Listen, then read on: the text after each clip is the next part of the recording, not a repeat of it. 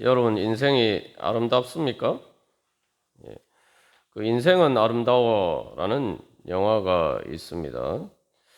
명작이라고 해서 제가 봤는데 이 초반부, 중반부까지는 약간 주인공이 약간 우스꽝스럽기도 하고 또 영화가 생각처럼 재미도 없는 것 같고 도대체 왜 이 영화가 인생이 아름답다는 건가? 왜 명작인가? 그렇게 생각했습니다. 근데 그 마지막 장면에 여기 지금 요 아들이죠. 조슈아라는 이 주인공의 아들인데 이 아들이 이제 다 커서 자기 어렸을 때 이 그 아버지와 어머니를 그런 삶을 돌이켜 보면서 이렇게 고백합니다. 이게 아버지가 내게 준 선물이었습니다. 인생은 정말 아름답습니다. 그런데 그 마지막 영화의 마지막 장면에서 너무 감격스러웠어요. 제가 지금까지 본 어떤 영화도 이 정도로 감격스러운 영화가 없었습니다. 그래서 진짜 그 영화가 마칠 때 그 주인공의 여복처럼 정말 인생은 아름답구나 그런 생각을 하게 됐습니다. 왜 주인공은 자기 인생이 아름답다고 고백합니까? 아버지가 준 선물 때문입니다.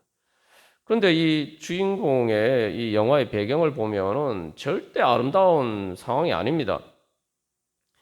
이 뭐 초반부는 조금 이렇게 평온하고 이렇게 아름다운 일상적인 그런 그 아빠 엄마가 연애를 하고 사랑해서 결혼하고 아이를 낳고 이제 그런 장면을 보면은 뭐 아름답다고 할 수도 있는데 그 이후에 이제 중반부 이후에 이제는 절대 아름답지 않아요.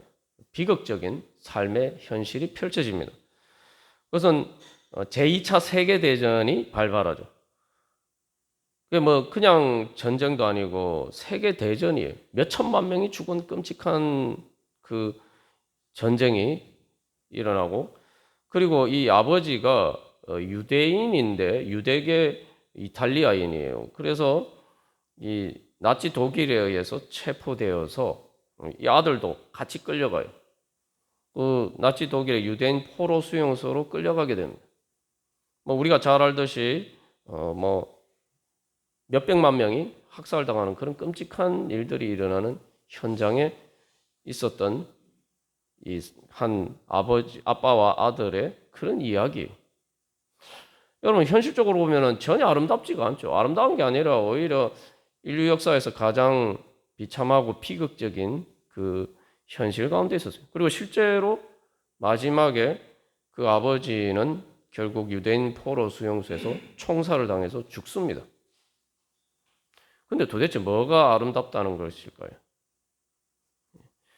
어른들도 죽임을 당하는 무서운 그 학살 현장 가운데 이 아이는 말 그대로 어린 양이죠. 진짜 어린 양이에요. 완전히 뭐 하이에나는 늑대가 우글거리는 곳에 던져진 그런 어린 양입니다. 어린 양과 같은 그런 존재예요. 근데 이 아이에게도 뭐 당연히 집을 떠나서 포로 수용소 사니까 얼마나 불편하고 또 힘든 일이 많았겠습니까? 아이 입장에서. 근데 이 아버지 때문에 이 아이에게 수용소 생활은 뭐 때로는 배가 고프기도 하고 뭐 그런 일들도 있었지만 그럼에도 불구하고 아빠 때문에 수용소 생활이 무섭지 않고 오히려 아이에게는 즐거운 게임과 같았어요. 이 아빠가 약간 유머스럽게 그래서 또 이 지혜를 발휘해서 이 수용소 생활이 비극적인 현실이 아니라 하나의 일종의 즐거운 게임인 것처럼 이렇게 해서 아이를 잘 달래서 그때그때 아이가 막 배고프거나 또 여러 가지 일들 때문에 투정하고 울고 그럴 때마다 달래면서 이렇게 잘 유도를 합니다. 그래서 아이는 뭐 힘든 가운데서도 자기 나름 즐겁게 재미있게 잘 보내요. 뭐 전쟁이 뭔지 여기가 지금 뭐 유대인 포로 수용소인지 뭐 곧 죽을 것인지 뭐 이런 것 전혀 생각하지 않고 즐겁게 하루하루 아빠와 함께 그렇게 시간을 보냅니다. 그리고 마지막 이제 그 독일군이 패배하면서 철수하면서 그 유대인들을 다 이렇게 처형하는데 아빠가 이야기한 그 게임을 따라서 이제 아이는 숨어 있다가 결국은 살아남게 됩니다. 그리고 그 전쟁이 끝나고 그 아이는 다 어른들이 다 끌려가서 아빠도 끌려가서 다 죽은 그때 나왔을 때에 이제 탱크를 몰고 진주하는 미군을 만나서 구조가 되고 그래서 결국 엄마를 만나게 됩니다. 그래서 그 엄마를 만나는 장면으로 그 영화는 끝나게 됩니다. 그러면서 그 주인공이 아버지 때문에 내 인생은 정말 아름다웠다라고 그렇게 고백합니다. 자, 여러분 이게 참 역설적인 현실이죠. 그 아이는 사실 수용소에서 제일 약한 존재예요. 그런데 다 어른들이 다 죽었는데 그 아이는 최후의 생존자가 됩니다. 제일 약한 존재인데 제일 강한 사람인 것처럼 거기에서 유일하게 살아남는 생존자가 돼. 아이가 강했습니까? 아이는 정말 제일 약한 존재인데 바로 아이를 끝까지 숨기고 보호해 주었던 바로 그 아빠 때문에 아이는 유일하게 살아남는 가장 강한 그런 생존자가 됩니다. 그리고 아이에게 있어서 아이는 수용소에 있었지만 그 잔인한 현실 가운데서도 아빠 때문에 오히려 거기서 즐겁고 재밌었어요. 단순히 살아남은 것뿐만 아니라 즐겁고 행복했어요.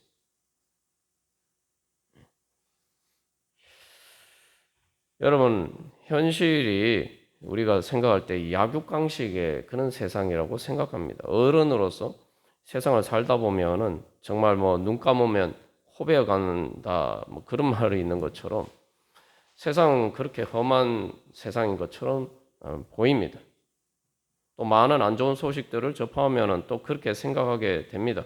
또 우리가 실제로 어른이 되어서 살아가는 인생의 현실도 그렇습니다. 그런 현실 가운데 과연 정말 하나님께서 내 아버지이신가 맞는가? 하나님이 내 아버지가 맞는가? 하나님이 진짜 내 아빠가 맞는가? 네? 진짜 하나님께서 나를 지켜주시고 보호하시는 것이 맞는가? 우리가 그렇게 생각할 수가 있어요. 아이도 마찬가지였어요. 뭐 수용소에서 배도 고프고 또 여러 가지 힘든 일이 있었단 말이죠. 근데 아이는 아빠가 있어서 즐겁고 행복했어요. 그러면 하나님 아빠 아버지께서는 우리에게 이 조슈아의 아빠만큼 또 못하신 분입니까? 우리가 가만 생각해 보면은 약육강식의 세상이다 이렇게 생각하는 게 당연한 것처럼 보이지만 사실은 그건 세상의 삶의 작은 단면을 보는 것뿐입니다. 그래서 이 동물의 세계를 보면은 그렇죠. 동물의 세계를 보면은 이게 사자나 이런 맹수들이 보면은 전부 다 보면 새끼만 노려요. 아무리 우리가 생각하면 뭐 사자나 이런 존재는 뭐 힘이 세니까 무조건 뭐 다 잡아먹을 수 있는 줄 생각하는데 현실을 보면 그렇지 않아요. 사자도 먹고 살기 힘듭니다. 이게 하나님이 다 공평하게 해주셔서 초식 동물은 사자가 따라잡을 수 없는 이 빨리 달릴 수 있는 도망갈 수 있는 능력을 주셨어요. 이게 사자가 쉽게 이렇게 사냥을 할 수가 있는 게 아니고 사자도 굶어 죽기도 합니다. 근데 그러니까 이제 사자나 이런 뭐 하이에나나 늑대나 이런 맹수들이 주로 이 약한 항상 새끼를 제일 먼저 노려요. 근데 이게 실제로 동물의 왕국 프로를 보면은 그게 초식 동물의 새끼만 그런 게 아니에요. 사자 새끼도 하이에나나 이런 짐승들의 노리는 그런 대상이에요. 심지어 그 흉측하게 생긴 악어도 보니까 악어 새끼도 마찬가지예요. 새들이 악어 새끼가 이렇게 작게 이렇게 막 알에서 깨어났잖아요. 근데 보면은 새들이 그거 잡아먹으려고 탁 노리고 있단 말이에요. 그래서 악어 애미가 그 새로부터 그 새끼가 안 잡아먹히도록 막 보호하는 이제 그런 모습도 우리가 볼 수가 있어요. 이게 동물 세계도 보면은 전부 다 뭐 심지어 사자 악어 새끼들도 약한 존재예요. 근데 여러분, 그렇게 보면은 만약에 세상이 진짜 그게 다라면은 세상은 벌써 망했겠죠. 그죠? 세상에 살아남을 존재가 어디 있겠습니까? 죽음만이 지배하는 세상이 되었을 것입니다. 이 세상에 생명체라는 건 존재하지 않을 거예요. 왜냐하면 모든 생명체는 아무리 뭐 강한 사자나 뭐 악어나 이런 존재들도 다 이 새끼에서부터 시작했기 때문이죠. 우리도 마찬가지. 모든 사람도 다 마찬가지예요. 갓난아기에서부터 우리가 다 시작했잖아요. 갓난아기는 진짜 연약한 존재죠. 그냥 내버려 두면은 뭐 갓난아기뿐만 아니라 3살, 4살 된 애들도 혼자 내버려 두면은 며칠 못 살아요. 죽어요. 지구상의 어떤 생명체도 만약에 약육강식의 세상이라는 게 다 세상의 모든 것이라면은 지구상의 어떤 생명체도 존재할 수가 없어요. 근데 여러분, 오늘날 뭐 사람은 둘째치고 지구상에 보면은 생명이 충만하잖아요. 수많은 생명으로 충만합니다. 왜 그렇습니까? 하나님께서 모든 생명체에게 주신 모성 본능 때문이죠. 그러니까 우리가 본능이라고 하면은 자꾸 이게 부정적으로 생각할 때가 많습니다. 생명의 본능이라는 건 내가 먹고 살기 위해서, 응? 다른 사람을, 다른 생명체를 죽일 수도 있는 것이다. 우리 보통 생명의 본능이라고 하면 이기적으로 생각해요. 그러니까 사실 뭐 믿기지 않지만 실제로 뭐 성경에서 등장하고 뭐 사람들이 굶어 죽게 되면 자기 자식도 잡아먹는 그런 일들이 심심찮게 역사에도 등장합니다. 그래서 우리는 생명의 본능을 먹고 살기 위해서 자기 이익을 위해서 다른 모든 것을 희생시킬 수 있는 것이다. 이렇게 생각해요. 그게 본능적인 것이라고 생각합니다. 그러나 그게 생명의 본능이라면 생명은 존재할 수 없겠죠. 이게 되게 역설적이죠. 그게 생명의 본능이면 어떤 생명체도 존재할 수가 없어요. 왜냐하면 제일 먼저 잡아먹힐 희생양이 되는 존재가 어린 양과 같이 희생양이 되는 존재가 가장 어린 생명체이기 때문에. 그러니까 오히려 지구상의 생명이 충만한 것은 우리가 생각하는 그게 생명의 본능이 아니라는 거죠. 생명의 본능은 오히려 모성 본능이라는 거예요. 애미가 그 새끼를 양육하는 것. 또 많은 생명체에서는 애미뿐만 아니라 그 수컷도 같이 이렇게 또 희생적으로 새끼를 키우죠. 뭐 사람은 더더군다나 그래요. 그래서 그 모성 본능, 부모가 자녀를 양육하는 이러한 희생적인 그것이 오히려 본능이에요. 그게 있기 때문에 모든 생명 세계가 유지됩니다.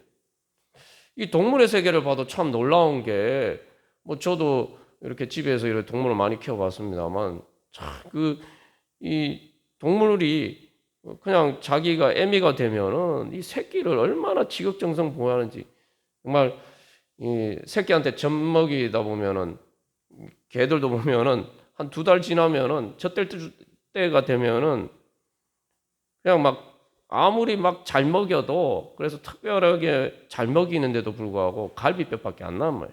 새끼들한테 다 빨려서, 젖 빨려서.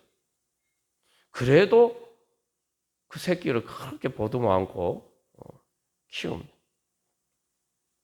그래서 모든 생명체가 자라게 되는 거죠. 그래서 그게 생명의 사실은 본능입니다. 그래서 모든 생명체가 태어나서 제일 처음 경험하는 게 뭐죠? 제일 처음 만나는 존재가 뭐죠? 자기 엄마예요. 자기 엄마 아빠.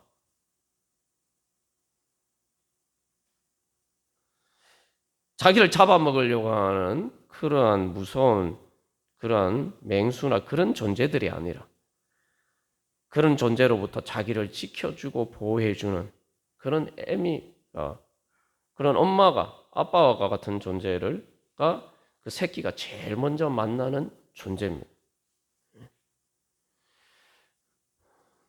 그래서 여기서 우리가 한 가지 하나님께서 보여주시는 중요한 생명의 신비가 있죠.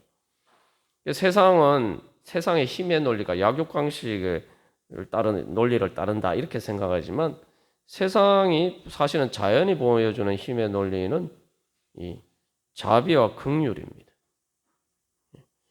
그래서 에미가 어떻게 보면 힘 있는 그 존재가 자기의 힘을 가장 연약한 그 새끼, 그 약자를 보호하는 데 쓴단 말이죠. 그리고 희생하고, 그래서 결국은 자연에는 그 약육강식의 힘이, 그 죽음의 힘이 지배하는 것처럼 보이지만, 그러나 그것보다 더 강한 생명의 힘, 그 생명의 힘은 바로 자기보다 약한 존재, 더군다나 가장 약한 존재를 가장 귀하게 여기고 불쌍하게 여기고 귀하게 여기는 바로 그 자비의 힘, 그 사랑의 힘이, 그 생명의 힘이 죽음의 힘을 이기고, 그래서 온 세상은 생명으로 충만한 거예요. 여기서 이제 중요한 것은 단순히 불쌍히 여기는 것만 있는 게 아니에요. 여러분, 에미는 새끼를 단순히 불쌍히 여기는 게 아니에요. 단순히 불쌍히 여길 뿐만 아니라 자기에게 가장 귀한 존재, 가장 연약한 존재가 가장 귀한 존재예요. 세상에서는 뭐 어른들이 그렇잖아요. 다 힘 있고 권력 있고 부와 재물이 있고 세상에서 힘 있는 사람들 다 좋아하잖아요. 그런데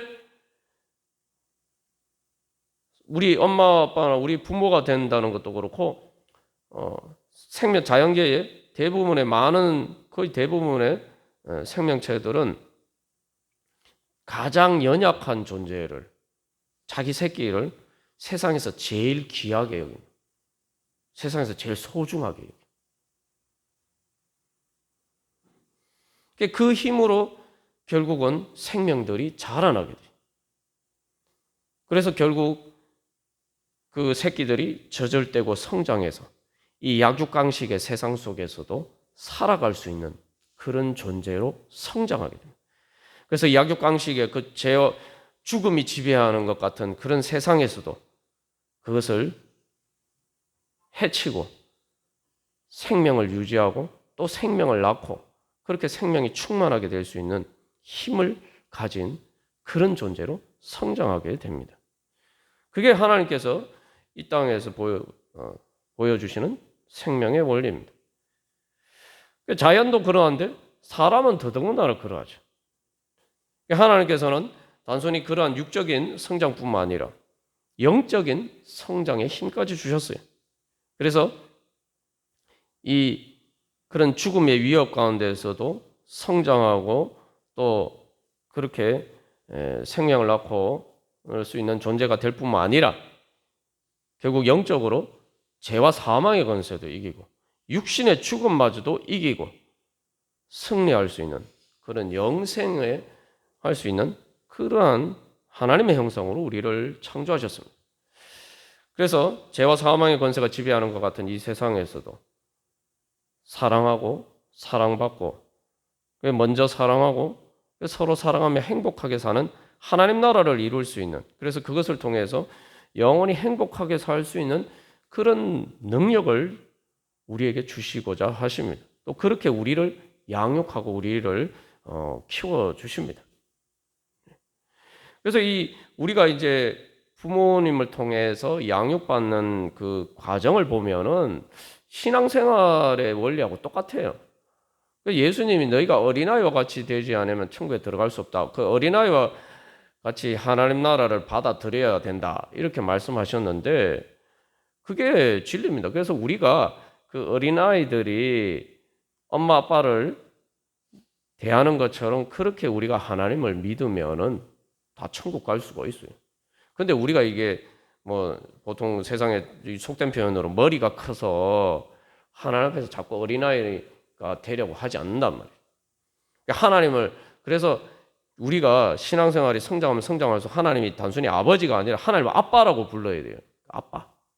성경에 분명히 아빠라고 부르라고 돼요. 성령이 우리 가운데 성령 충만하게 되면 오히려 우리가 하나님을 아빠라고 부른다고요.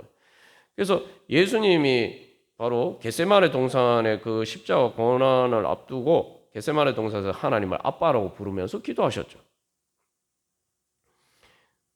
그러니까 우리가 하나님 앞에서 하나님을 더욱더 가까이 만나면은 우리가 점점 어린아이와 같은 존재가 되어야 돼요. 왜 그렇습니까? 하나님께 가까이 가면 하나님이 얼마나 크신 분인지 우리가 경험하게 됩니다. 여러분 그렇잖아요. 뭐 어떤 큰 것도 멀리서 보면 작게 보이잖아요. 그런데 가까이 가면 어떻게 됩니까? 점점 커져요. 하나님도 마찬가지입니다. 하나님도 우리가 하나님과 거리가 멀 때는 하나님이 작게 보여요. 내가 하나님을 믿는다고 하지만 하나님 작게 보여요. 그래서 세상이 더 커져 보여요. 세상의 힘과 권력과 세상의 사람들이나 뭐 세상의 것들이 하나님보다 더 크게 보입니다. 왜냐하면 하나님하고는 거리가 멀고 세상하고 거리가 가깝기 때문에. 그러나 하나님께 가까이 가면 갈수록 하나님이 점점점 얼마나 크신 분인지 보게 된다. 그러니까 우리가 신앙생활을 제대로 못하는 이유가 열심히 하지 않는 이유가 어디 있냐 하면은 하나님과 거리가 멀어서 그래요. 하나님과 거리가 멀으니까 하나님이 작게 보이니까 하나님이 시시하게 보여요. 그러니까 하나님 앞에 나아갈 생각을 잘 안 한단 말이에요. 그러나 하나님이 작으셔서 하나님이 작게 보이는 게 아니죠. 여러분 밤하늘에 별 보면 별이 큽니까? 작습니까? 별이 얼마나 작습니까? 이 서울에서는 별이 제대로 보이지도 않아요. 또 그게 역설적인 게 샛별이나 이런 건 잘 보이는데 그나마 보이는데 일반 진짜 별들은 잘 안 보여요. 근데 여러분 샛별은 금성, 화성 이런 존재, 행성이기 때문에 별보다 훨씬 작은 존재예요. 실제로는. 별이라는 건 사실 이제 태양과 같은 존재들인데 많은 그 별들은 실제로 태양보다 더 큰 항성들이 많습니다. 그런데 왜 그렇게 작게 보인가? 멀어서 그런 거죠. 그러나 하나님께 가까이 가면 하나님이 크신 분임을 발견하게. 그러면 그만큼 내가 어린아이와처럼 하나님 앞에서 어린아이처럼 되는 거예요. 하나님 앞에 어린아이처럼 돼요. 내가 이렇게 성숙했는데 다시 어린애처럼 돌아가서 내가 하나님 앞에 어린아이와 같이 되는 게 아닙니다. 내가 신앙도 성장하고 어른이 돼서 성숙했지만 그러나 신앙의 성숙은 하나님과 가까워지는 것이기 때문에 하나님과 가까워지면은 내가 생각했던 것보다 하나님이 더 크게 보이는 거예요. 그러니까 그 상대적으로 내가 더 작게 보여. 그러니까 내가 하나님 앞에서 점점 더 어린아이가 되는 거예요. 자, 그래서 이 엄마와 아빠와 어린아이의 그 관계를 보면은 우리가 그냥 그대로 하면은 다 그게 믿음이에요. 그러면 다 되는 거예요, 사실은. 근데 우리가 그렇게 안 한단 말이죠. 자, 그래서 어린아이는 엄마와 아빠와의 그 관계를 통해서 뭘 배웁니까? 사랑받는 법을 배웁니다. 사랑받는 법. 이게 되게 중요해요. 사람들이 왜 사랑을 제대로 못하느냐? 사랑받는 법을 제대로 모르기 때문에. 사랑 그냥 받으면 되는 거 아니냐 생각하는데 사랑은 사랑으로만 받을 수 있거든요. 사람들이 그래서 사랑받는 법을 모르고 그걸 다른 말로 하면 믿음으로 하나님을 따르는 법을 뭐예요? 그러니까 믿음으로 사랑을 따르는 법을 잘 몰라요. 그거 배워야 돼요, 이것도. 근데 그걸 어떻게 배우느냐? 어렸을 때 엄마 아빠와의 관계를 통해서 그걸 배우는 거예요. 그 어렸을 때 그걸 제대로 못 배우면은 이게 사랑받는 법을 제대로 모르니까 결국 여러 가지 그 다음에 살아가면서 인간관계에 문제가 생기게 돼요. 그래서 다른 사람들은 정상적으로 사랑받고 잘 살아가는데 자꾸 이렇게 삐뚤어져서 사랑을 제대로 못 받는단 말이에요. 자, 그 사랑받는 법이 뭐냐? 그 젖대는 거예요. 계속 제가 이제 젖대는 이야기를 하는데 그게 왜냐하면 그게 성화의 능력이기 때문에 그게 성장이에요. 그래서 이 어린아이가 젖댄다는 게 뭡니까? 어린아이 입장에서 생각해보면 쉽게 알 수가 있어요. 이게 어떻게 보면 되게 어려운 것처럼 보이지만 상식적으로 생각해보면 당연한 거예요. 자, 어린아이가 막 뗐어요. 뗐을 때는 뭡니까? 자기 욕구가 있잖아요. 자기가 원하는 게 있잖아요. 그래서 막 뗐잖아요. 뗐었는데 엄마 아빠가 내가 원하는 대로 안 해줘요. 그러니까 막 떼쓰고 막 안 되면 막 울고 막 그렇게 해요. 그래도 아빠가 안 들어줘요. 끝까지 안 들어줘. 여기 중요한 건 젖대려면 끝까지 안 들어줘야 돼요. 중간에 엄마 아빠가 힘들다고 들어줘 버리면 다시 젖을 주면은 젖 못 대죠. 근데 아이 입장에서는 내가 젖을 안 먹으면 죽을 것 같으면 뗐을 때도 마찬가지예요. 이제 아이들이 좀 크면은 이제 다 이제 분위기 파악을 하죠. 내가 이래 뗐어도 엄마 아빠가 제대로 안 들어줄 거다. 라고 생각하지만 그래도 한번 시도는 해보는 거죠. 근데 어린애 때 아주 어렸을 때 젖뗄 때 떼쓰는 것은 계속 젖을 먹겠다고 뗐을 때는 진짜 죽을 것 같은 거죠. 그리고 뭐 커서도 뗐을 때도 아이들이 뗐을 때는 진짜 그거 내 욕구가 지금 바로 안 채워지면은 내가 원하는 욕구가 안 채워지면은 죽을 것 같아요. 이게 중요해. 죽을 것 같아요. 그러니까 막 소리를 지르고 막 비명 막 사람이 죽을 때 비명을 지르는 것처럼 그렇게 울며 떼쓰는 겁니다. 근데 여러분 아이가 떼쓰는 대로 엄마 아빠가 안 해준다고 해서 아이가 죽습니까? 아이가 무슨 일이 생깁니까? 아무 일도 안 생겨요. 아무 일도 안 생겨요. 중요한 거 아무 일도 안 생겨요. 그 애가 떼쓰다가 이제 제풀에 지쳐서 결국은 나가 떨어지잖아요. 근데 그러면서 말 그대로 이게 아이 입장에서는 완전 이제 어쩔 수 없어서 말 그대로 죽는 것과 같은 그런 심정인데, 근데 엄마 아빠가 떼쓰는 대로 안 해줬는데, 보니까 내가 안 죽었어. 내가 안 죽었단 말이죠. 안 죽었을 뿐만 아니라 아무 일이 없어요. 내가 떼쓰는 대로 엄마 아빠가 안 해주면 내가 죽을 것 같았는데, 안 죽네? 한 걸음 더 나가서, 아무 일도 없구나? 그리고 다시 엄마 아빠가 이렇게 잘해주니까, 내가 떼쓰는 대로 안 이루어져도 나는 여전히 행복하네. 그리고 자기가 때를 안 쓰니까 엄마 아빠가 훨씬 편하잖아요. 편하니까 더 아이한테 잘해줄 거 아닙니까? 그러니까 내가 엄마 아빠 사랑을 더 받고 그래서 내가 더 행복해지는구나. 나는 떼쓰는 대로 엄마 아빠가 해줘야지 내가 행복해질 줄 알았는데 그렇게 안 되어도 행복할 뿐만 아니라 아무 문제 없을 뿐만 아니라 더 행복해지는구나. 요걸 계속 이제 경험을 통해서 계속 익히는 거죠. 우리가 하나님과의 관계도 마찬가지예요. 계속 그걸 배워야 돼, 신앙생활 통해. 이제 근데 아이들은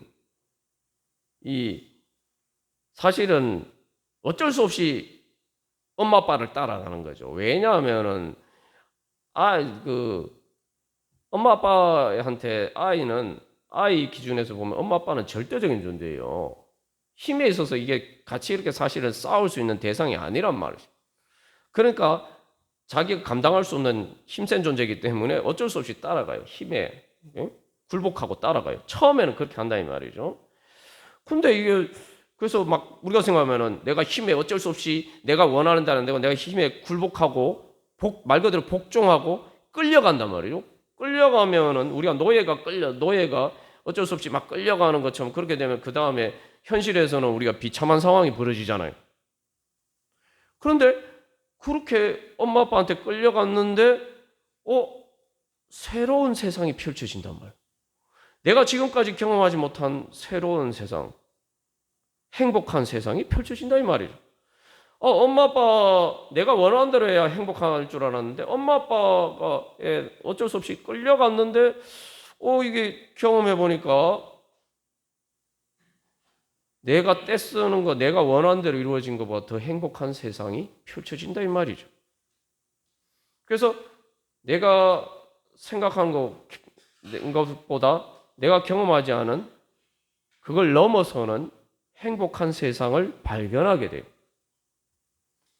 내 세상의 기준으로는 이게 죽는 것이고 라고 생각했는데 엄마 아빠를 따라가면은 엄마 아빠가 원하는 대로 하면은 내 욕구가 안 채워지니까 죽을 줄 알았는데 살아나요. 부활의 문이 열리는 거예요. 우리가 뭐 부활의 문이 열린다는 걸 너무 비현실적으로 생각한 경우가 많습니다만 아이는 그걸 계속 경험하는 거예요. 내가 죽을 줄 알았는데 엄마 아빠 따라갔는데 살아나요. 안 죽었어요. 그게 부활의 문이 열린 거예요. 거기서 한 걸음 더 나가서 내 생각보다 더 좋은 세상, 행복한 세상, 내가 떼쓰는 대로 내 욕구를 내가 원하는 것보다 더 좋은 세상을 경험한단 말이에요. 그게 뭐예요? 천국의 문이 열리는 거예요. 실제로 그렇잖아요. 아이가 자기 원하는 대로 하면 어떻게 되겠습니까? 원하는 대로 해주면 아이 죽죠. 아이 죽어요. 자, 여러분 예를 들면 어떤 아이가 뜨거운데 손대려고 하는데 아빠가 딱 붙잡고 말리니까 막 난리가 났어요. 울고 떼쓰면서 아빠 미워. 왜 아빠 내가 이거 손대려고 하는데 맞고 그래. 막 이런 식으로 아빠 미워하면서 참 옆에서 뭐 어이가 없었지만 그러나 이제 사실은 자기 마음대로 하면 죽는 거죠. 그게 아담과 하와가 선악과를 따먹을 것 같은 거예요. 그러니까 자기의 적극적인 욕구가 충족이 되면 자기의 이기적인 본능이 충족이 되면 행복할 줄 알았는데 그게 사실은 자기 파괴적인 죽음의 본능인 거죠.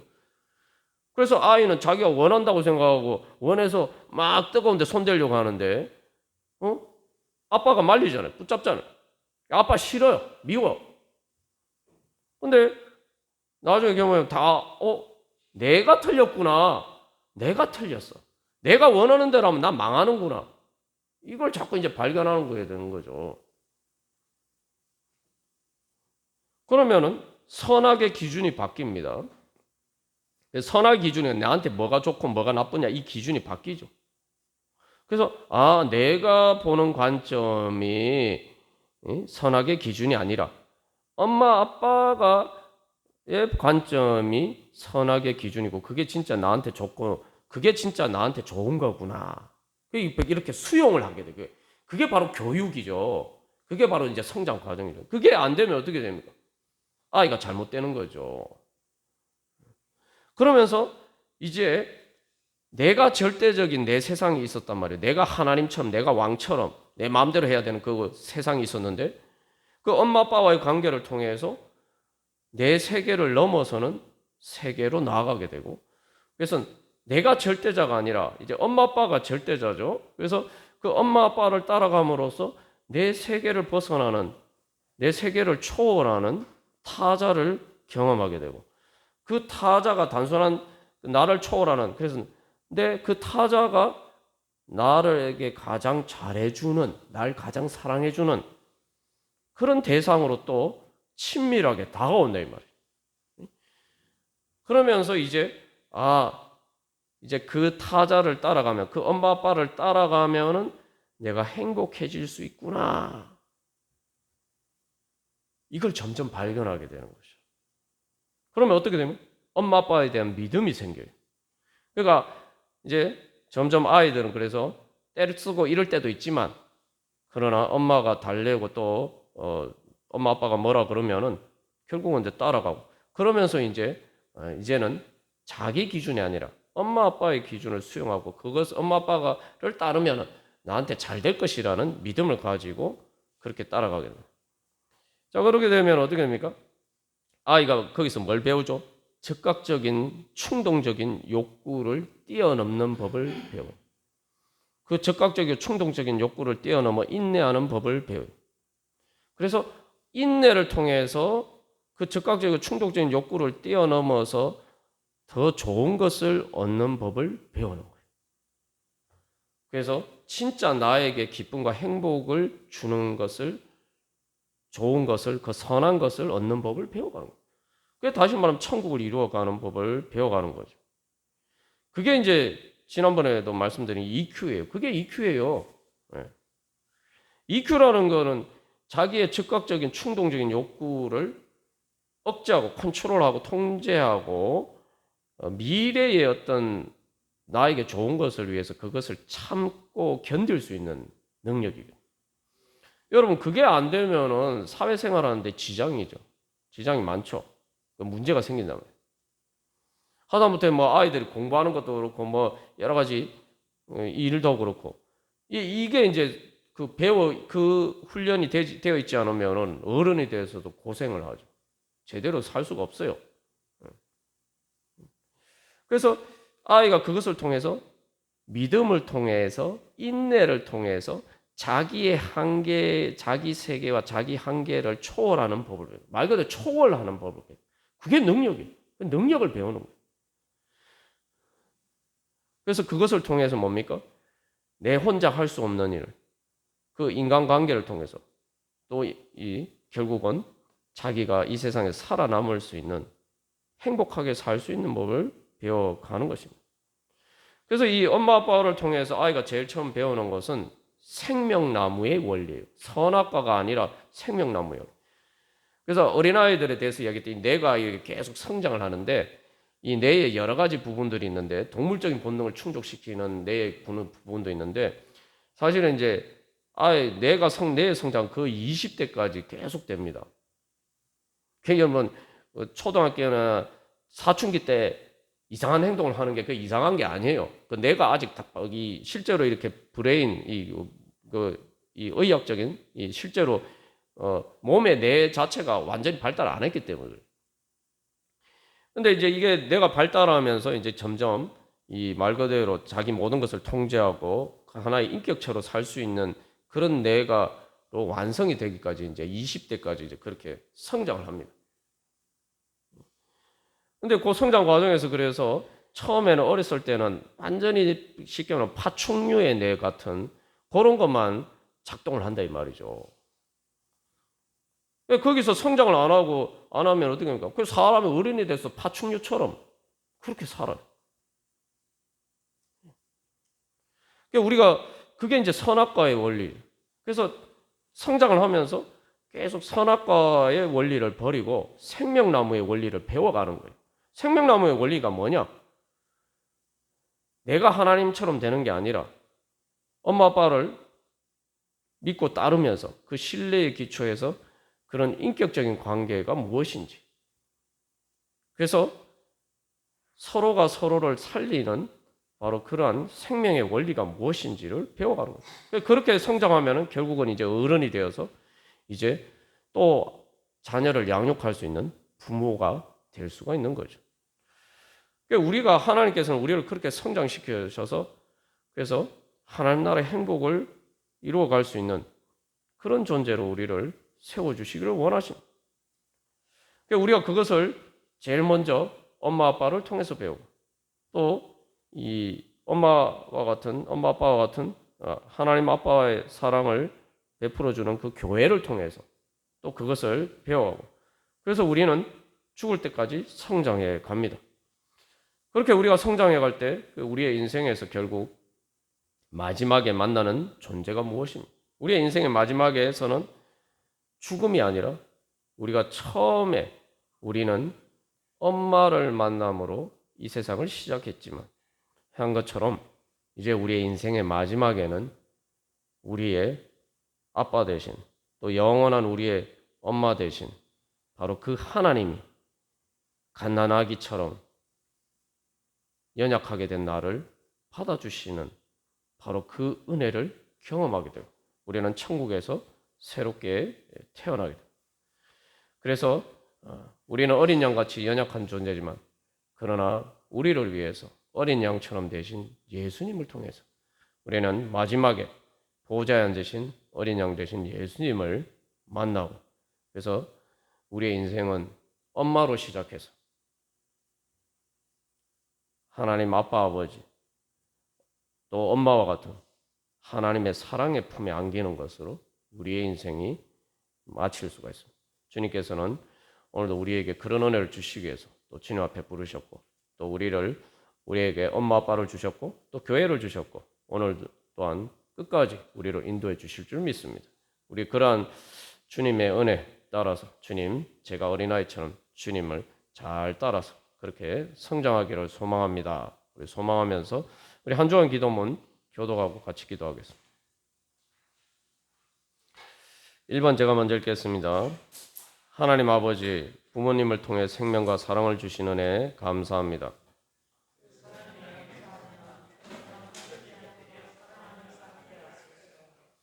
사랑으로 성장하여 믿음으로 사랑받고 사랑하는 법 배워가게 하소서.